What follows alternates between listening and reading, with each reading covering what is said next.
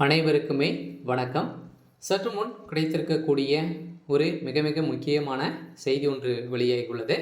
சற்று முன் திமுகவில் உட்கட்சிக்குள் வெடித்த கலவரம், 2 அமைச்சர்களுக்கும் அடிதடி மோதல், இது மாதிரி செய்திகள் வெளியே இருக்கு.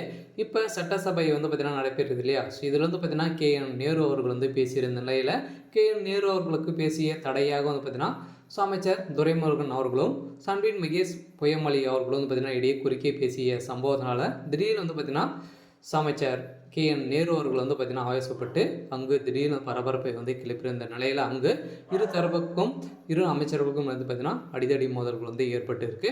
ஸோ இதை பற்றி இந்த வீடியோவில் நம்ம முழுமையாக பார்க்க போகிறோம்.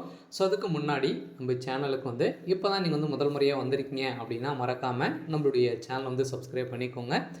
ஸோ வாங்க வீடியோக்குள்ளே போகலாம். ஸோ ஏற்கனவே பார்த்தீங்கன்னா திருச்சியில் அமைச்சர் சன்வீன் மகேஷுக்கு எதிரான ஓட்டப்பட்ட போஸ்டரில் பார்த்தீங்கன்னா குறித்து பெரும் பரபரப்பை கிளப்பியிருந்தது. இதற்கு என்ன காரணம் என திருச்சியில் இப்போது நடக்க இருக்கும் நிலையில் இப்போ பார்த்தீங்கன்னா KN நேரு அவர்களுக்கு இருக்கக்கூடிய செய்தியால் இப்போ திமுக வலிமையாக இருக்கும் மாவட்டங்களில் ஒன்று திருச்சி. திமுக தொடங்கப்பட்ட காலத்தில் இருந்தே வலிமையாக இருக்கும் மாவட்டங்களில் ஒன்றாக திருச்சி இருக்கிறது. இதை தொடர்பாக திமுகவுக்கு திருச்சியில் இருந்து பல தலைவர்களும் கிடைத்து உள்ளனர். இதை தொடர்ந்து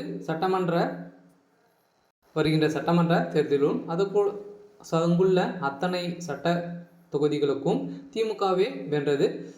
அந்த அளவிற்கு திருச்சியில் வலிமையாக திமுக இருந்து வரும் நிலையில் இப்போது அங்குதான் சிறு பூசல் கிளம்பியுள்ளது. இதைத் தொடர்ந்து திருச்சியில் பல காலமாகவே திமுகவின் மூத்த தலைவர் KN நேரு மற்றும் அன்பில் மகேஷ் ஆகியோருக்கு இடையே மறைமுகமாக மோதல் நிலவி வருவதாக கூறப்பட்டு வரும் நிலையில் அன்பில் மகேஷுக்கும் திமுக அமைச்சர்களுக்கும் இடையே தொடர்பு அனைவரும் தெரியும்.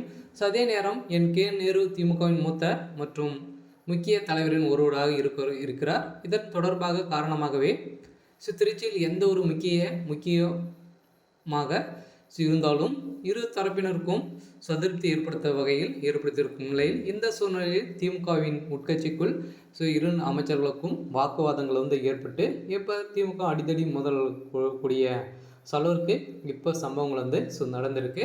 இந்த சம்பவத்தின் அடிப்படையில் இப்போ KN நேரு அவர்களுக்கு ஏற்கனவே மூத்த அமைச்சராக இருக்கா இல்லையா?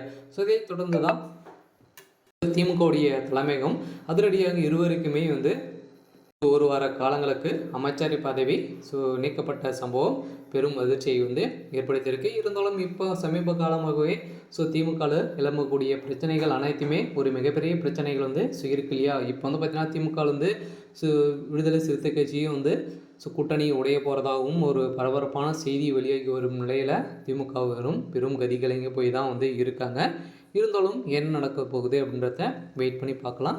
எனக்கான அப்டேட் பார்த்தீங்கன்னா இதுதான். மறக்காமல் நம்மளுடைய சேனலை சப்ஸ்கிரைப் பண்ணிக்கோங்க. தேங்க்யூ.